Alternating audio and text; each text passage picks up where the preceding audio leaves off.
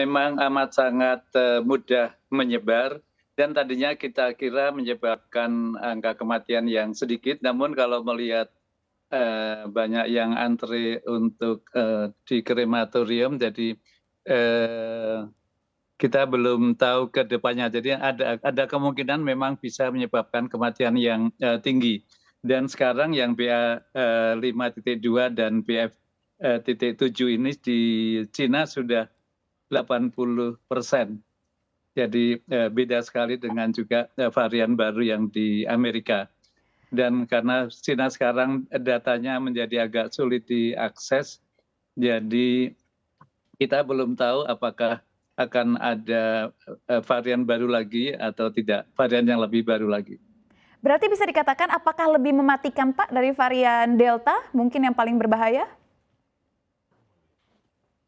Iya, itu kita tidak bisa tahu karena Cina sekarang kan yang disebut definisi meninggal karena COVID adalah yang ada kelainan di paru, pneumonia atau gagal nafas.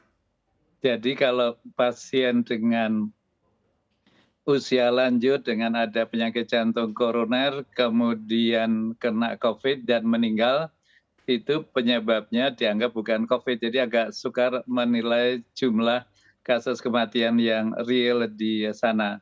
Namun kita hanya memperkirakan saja dari jumlah orang yang masuk dirawat di rumah sakit, baik di yang sekarang ini di Shanghai maupun di kota sebelumnya, itu ada kemungkinan bisa menyebabkan kematian. Kita belum tahu detailnya. Oke, baik, saya ingin menyapa Pak Diki. Selamat pagi, Pak Diki. Selamat siang waktu Australia. Selamat siang ya, udah jam 11.06 sih, betul ya, selamat siang.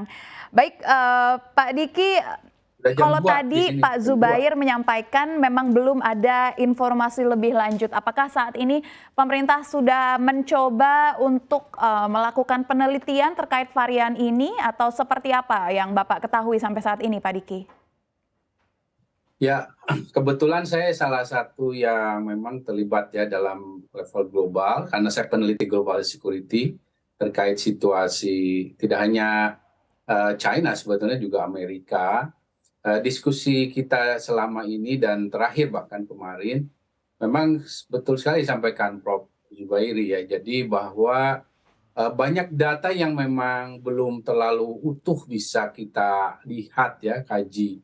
Namun dari data para virologis ya menemukan bahwa sebetulnya dari potensi kemampuan menginfeksi, dari potensi menerobos antibodi ini memang sudah jauh sekarang mengalami evolusi yang jauh lebih cepat ya di era bahkan sangat kita prihatin di awal dari tahun 2023 ini berita yang kurang bagus juga.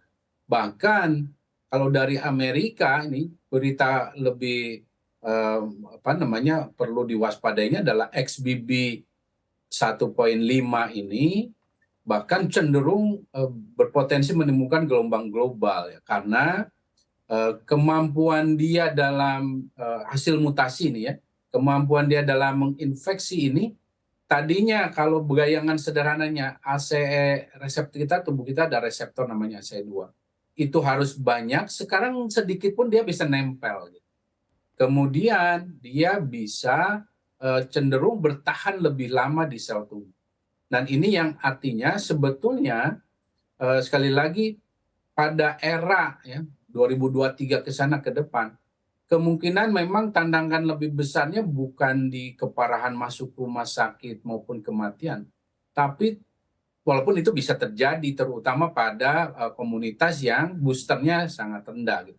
Tapi yang paling harus diwaspadai adalah saat ini sudah menjadi tantangan adalah potensi kerusakan organ-organ atau yang nanti berdampak sebagai long COVID.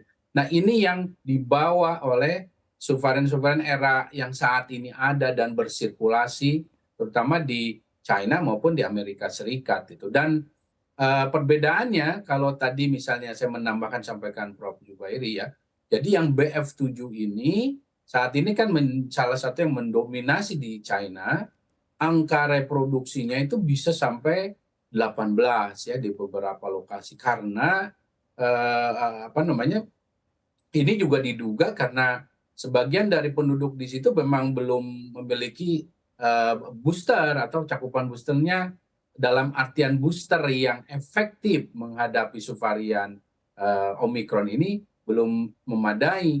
Nah, untuk dipahami atau dijadikan rujukan, kalau Omikron secara umum angka reproduksinya itu di 5. Jadi angka reproduksi ini satu orang kalau menginfeksi ya rata-rata 5 orang. Nah, itu pun sudah jauh lebih tinggi daripada waktu Delta ya. Bisa 2 kali lipat dari Delta.